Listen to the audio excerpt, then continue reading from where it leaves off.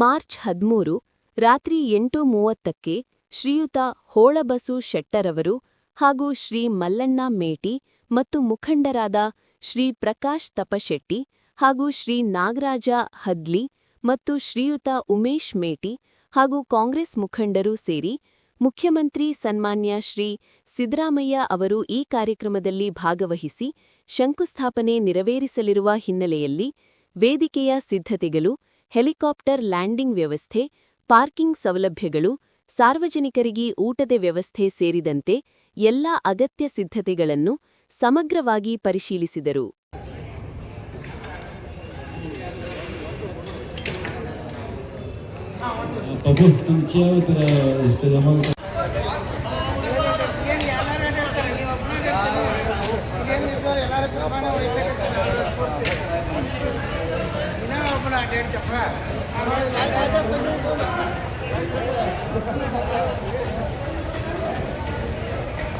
focus